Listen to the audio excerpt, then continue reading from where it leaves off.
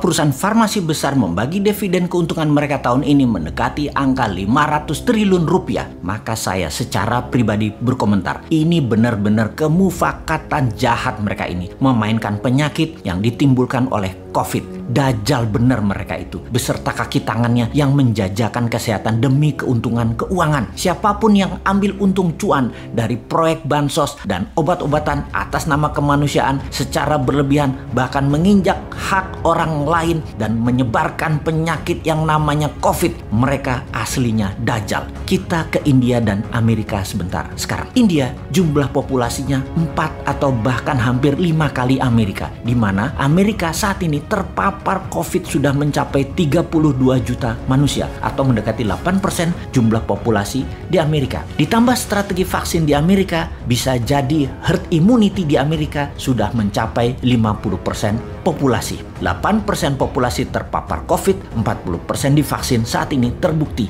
data terpapar COVID melandai turun tajam di Amerika saat ini. Di India, kalau 8% populasinya adalah 100 juta manusia, akankah terpapar sampai 100 juta manusia di India? Akankah hal ini akan terjadi di India? Hingga hari ini yang terpapar sudah mendekati angka 30 juta. India darurat dan dunia tegang. Berita tentang India terus diputar di mana-mana. Kemudian Turki mulai diberitakan hal yang buruk. Jepang serta Malaysia mulai disebar berita negatif. Second wave COVID memapar dengan cepat. Indonesia jangan sampai diberitakan negatif oleh globalis. Kita harus menjalankan strategi yang efektif. Berkali-kali kaum Newman ingatkan, tidak cukup vaksin, vitamin, dan larangan mudik saja yang dilakukan. Harus ada political strategi, politik luar negerinya. Apa itu political strategi internasionalnya? Kita pura-pura taat pada globalis, beli vaksin mereka, tapi kembangkan di dalam negeri vaksin lokalnya. Pakai 20% vaksin globalis, tapi yang 80% adalah vaksin lokal. Lakukan dalam waktu sesegera mungkin. Tahun ini harusnya memvaksin 100 juta penduduk dan tahun depan 2022 harus bisa 100%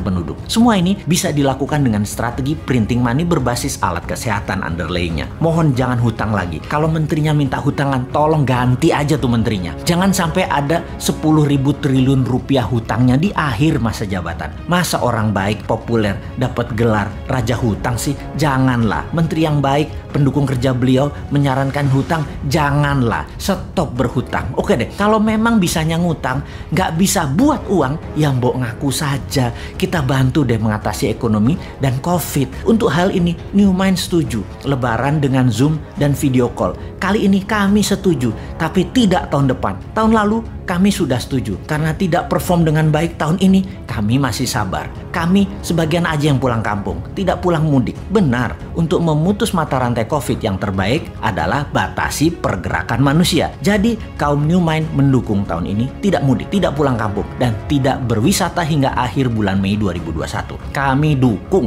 Lebaran sekali lagi dengan Zoom, dengan video call, tidak apa-apa. Lebaran tidak mudik, tidak apa-apa. Asal jangan Lebaran tidak bersama mudik. Bener deh, tanpa mudik dunia hampa. Dengan mendukung tidak mudik, kami minta syarat tapi, yaitu untuk menggratiskan Genos tes COVID yang lokasinya ada di setiap publik area terdekat, dan Satgas COVID yang tegas yang selalu mencek gadget setiap orang di mana setiap hari. Yang belum tes Genos harus tes dan mendapatkan negatif, dan ini gratis. Lalu mendukung imunitas ditingkatkan dengan dendritic cell. Diisi vaksin imunitas Nusantara, dendritic cell imunitas gratis, ditambah vitamin gratis untuk 100 juta penduduk Indonesia hingga akhir tahun ini dan seluruh penduduk Indonesia hingga akhir tahun 2022. Hingga di tahun 2023 Indonesia bebas menang dari COVID duluan pertama di dunia. Kalau kami sudah mendukung dan mengkampanyekan tidak mudik tahun ini, Lebaran dengan Zoom dan video call saja. Namun kalau antigen, Genos, swab test masih berbayar, kalian keterlaluan wahai pejabat. Harus ada keseimbangan dong. Kami orang kampung, keluarga adalah aset terbesar kami. Jabatan kami nggak punya, kekuatan politik kami nggak punya, kemampuan mengubah aturan nggak punya juga, kemampuan mengatur untuk kepentingan kelompok kami juga nggak punya juga, kemampuan mengatur untuk kepentingan kelompok kami, golongan kami, dan bohir kami